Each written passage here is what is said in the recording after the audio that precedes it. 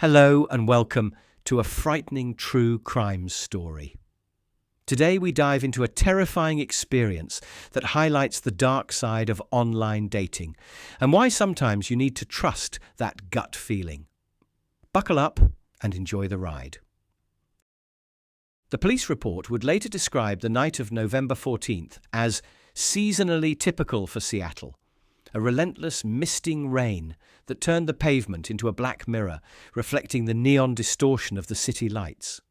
But for Maya Lin, a 28-year-old graphic designer with a penchant for vintage quiet and a hesitancy toward modern noise, the rain was usually a comfort. That night, however, the rain would serve only to wash away trace evidence. Maya was, by all accounts, a careful woman. Her friends described her as the designated driver of life.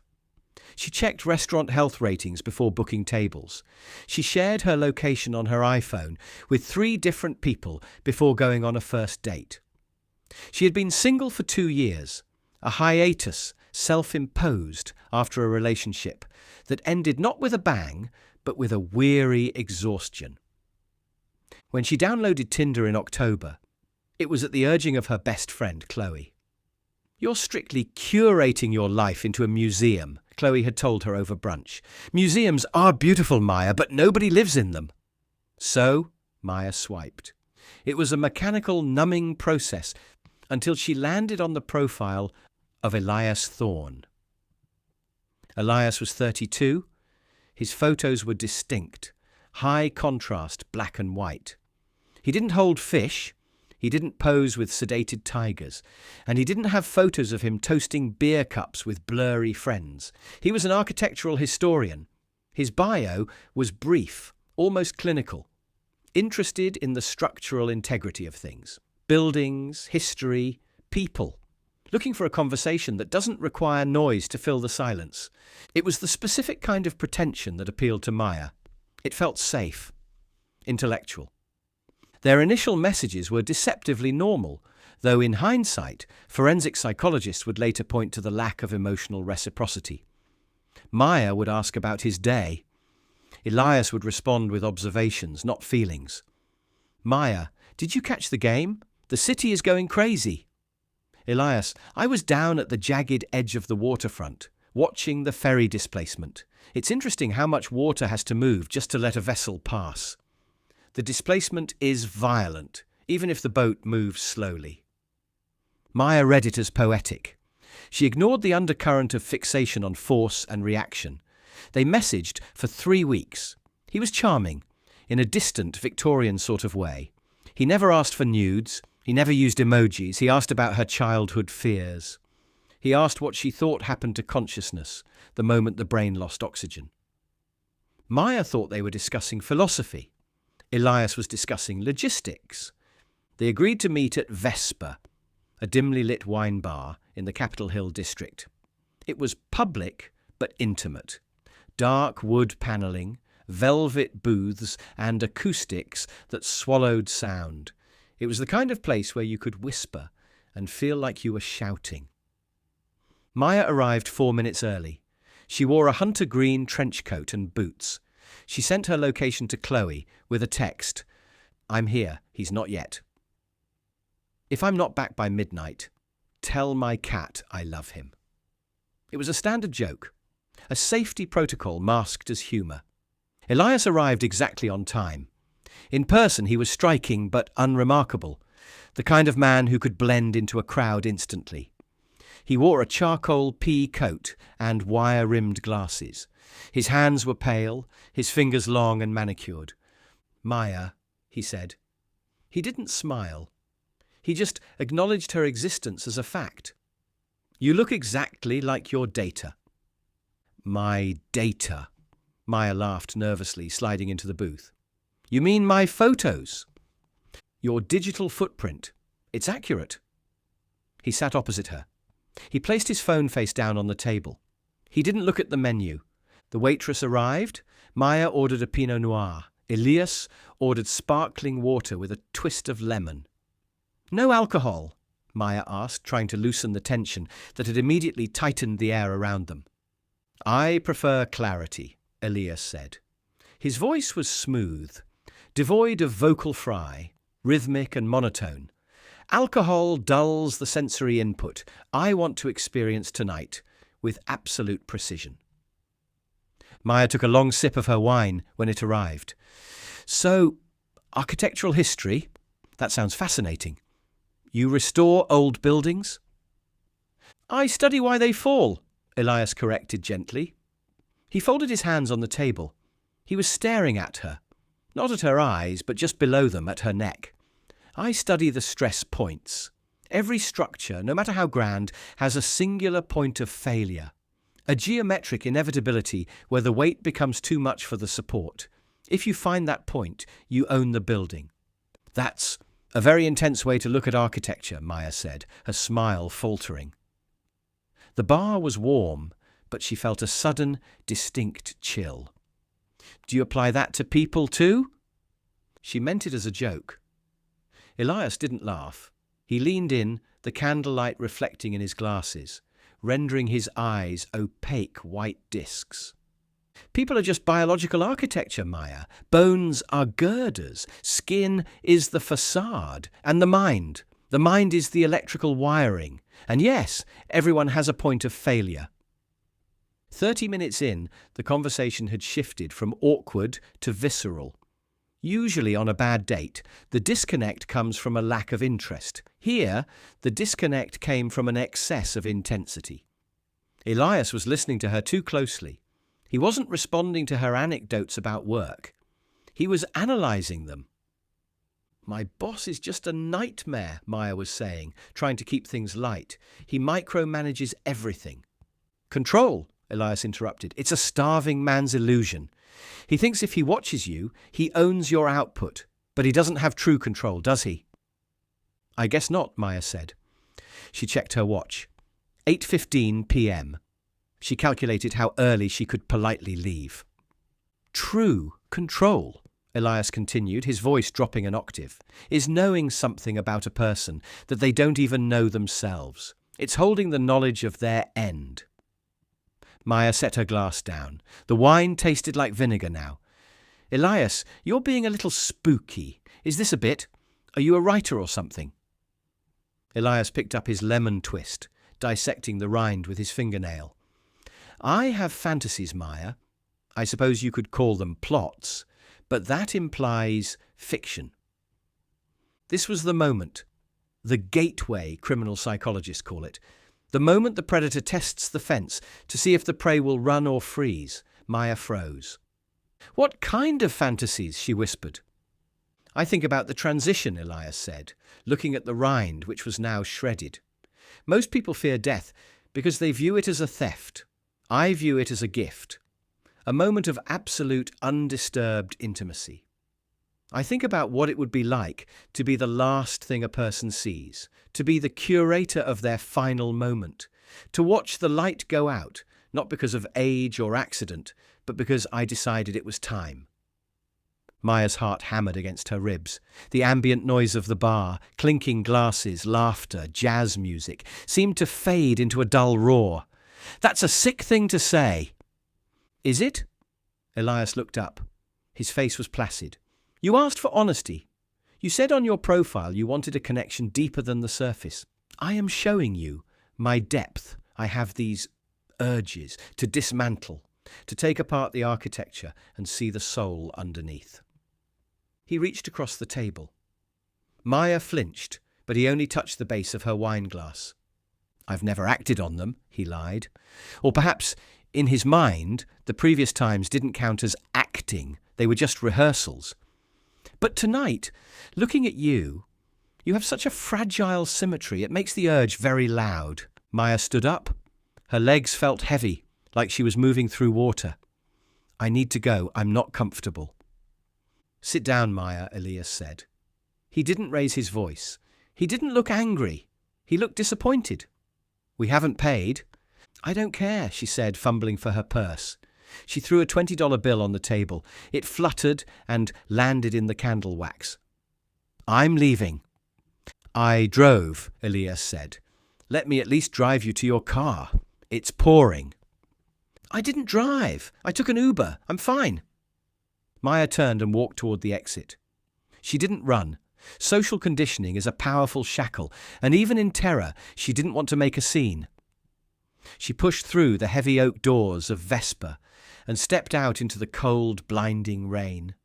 She fumbled for her phone. Her wet fingers slipped on the screen.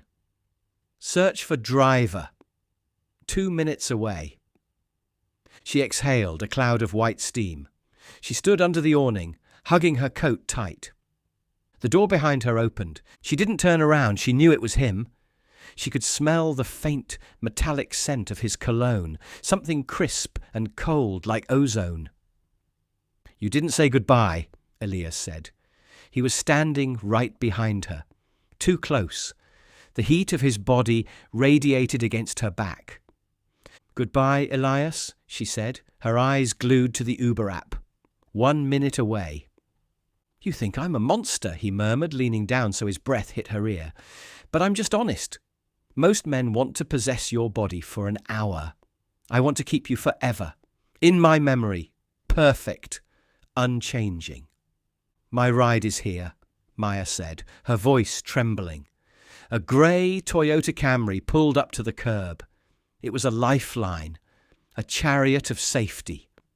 She stepped toward the car. Elias grabbed her wrist. It wasn't a violent grab, it was precise.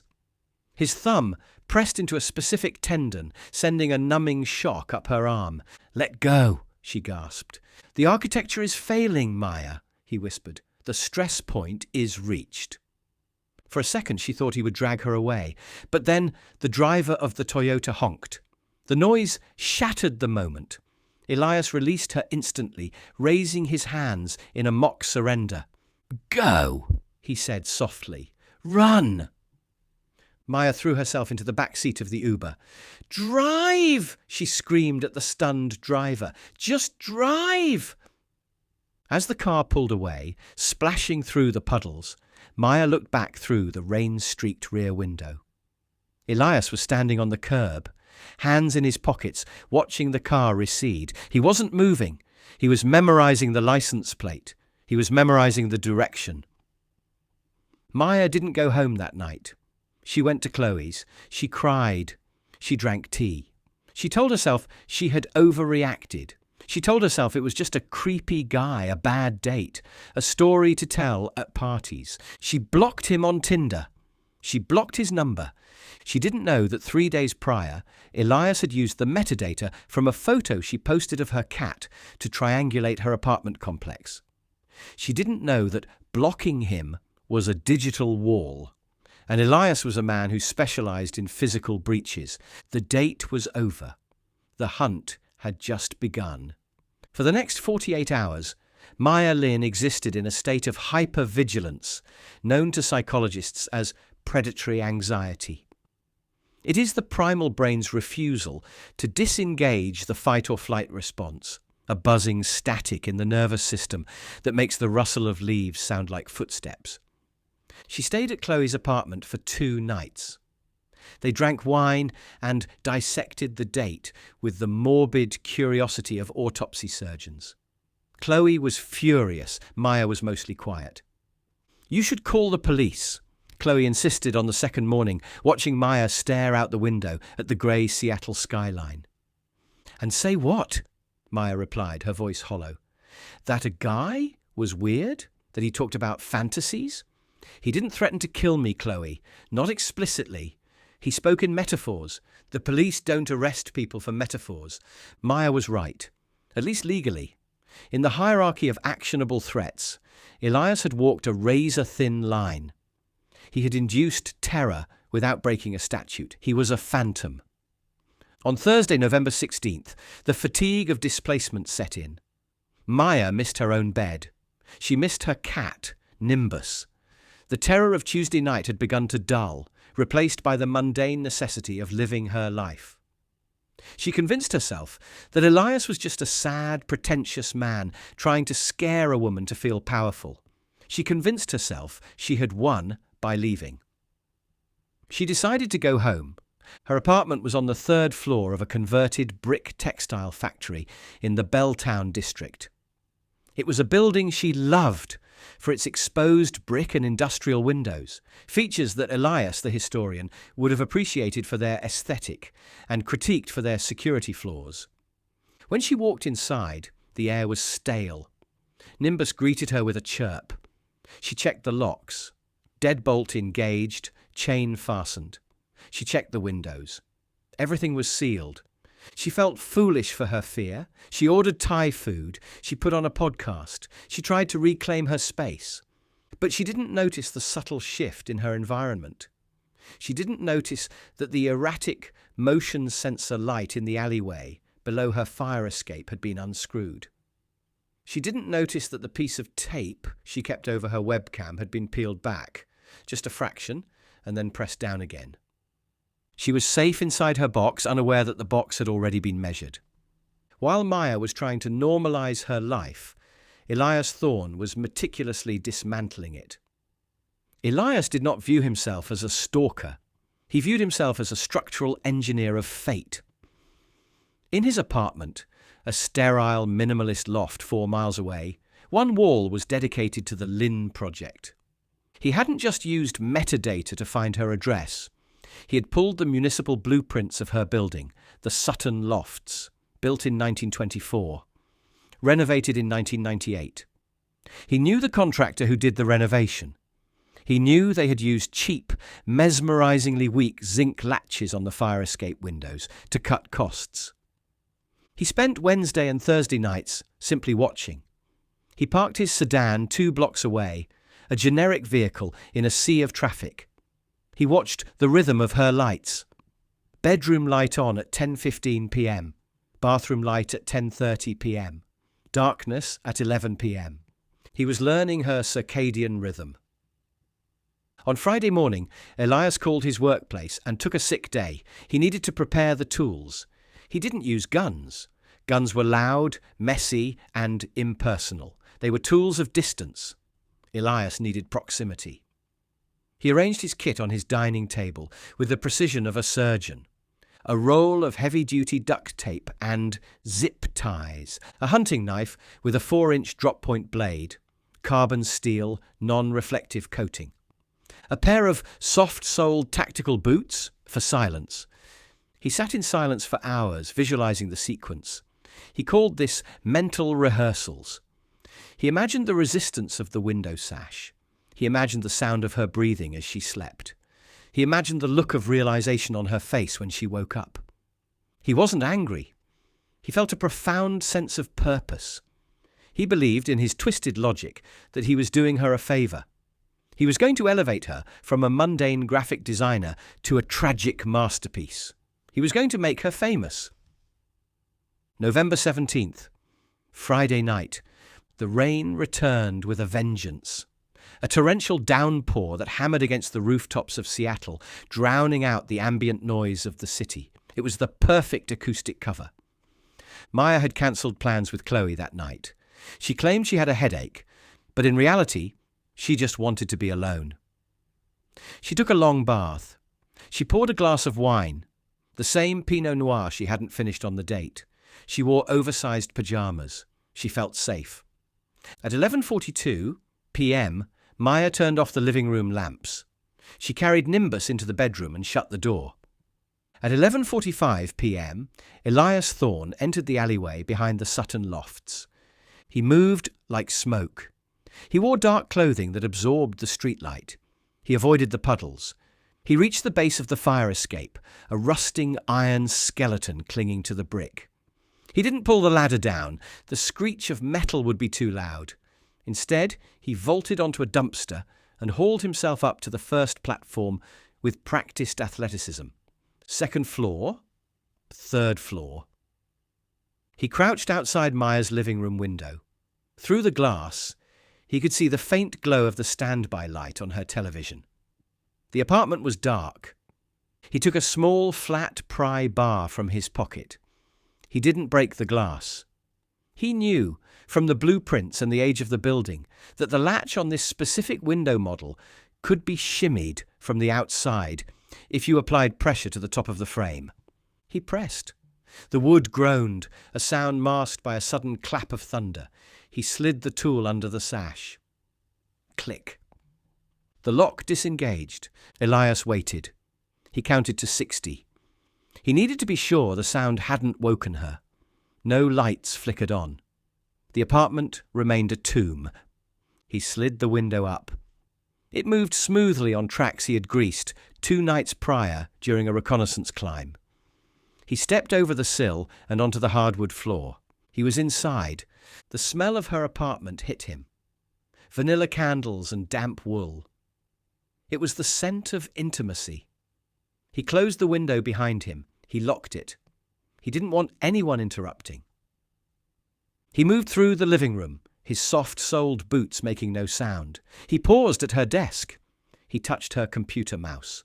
He touched a stack of mail. He was absorbing her life, claiming ownership of her objects before he claimed her. He reached the bedroom door. It was closed. He turned the handle slowly. It was unlocked. Maya, in her false sense of security, locked the front door, but never the bedroom. Elias pushed the door open. The room was illuminated by the streetlights filtering through the blinds, casting stripes of shadow across the bed. Maya was asleep on her side, one arm draped over the duvet. The cat, Nimbus, was curled at her feet. The cat lifted its head. It saw him. Elias froze. The cat stared, eyes reflecting the dim light. It didn't hiss. It didn't run. It simply watched, an indifferent witness. Elias approached the bed. He stood over her for a long time, minutes that stretched into eternity. He watched the rise and fall of her chest. This was the moment he had described at the bar. The gateway. He could have turned around. He could have left, satisfied with the power of knowing he could have done it. But the fantasy was a hungry thing, and it was no longer satisfied with potential. It demanded kinetic energy. He reached into his pocket and pulled out the zip ties. He leaned down, his face inches from hers. He could feel the warmth of her breath. "Maya," he whispered.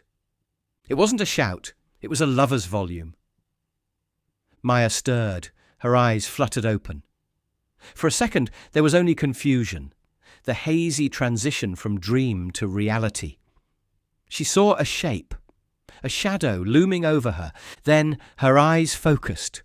She saw the wire-rimmed glasses. She saw the flat, dead expression. Recognition hit her like a physical blow. She opened her mouth to scream. Elias moved. His hand, gloved in leather, clamped over her mouth before the sound could escape. The force of it pinned her head to the pillow. "Shh," he soothed as she began to thrash, her legs kicking uselessly against the weight of his body, pressing her down. "Don't ruin the silence, Maya. We're just getting started." Thank you for listening to part 1 of our wild and twisted story. Please like and subscribe so that you'll get the notification for part 2. It really does help us grow and allow us to find and create more true crime stories for you all to enjoy. Until next time, stay spooky.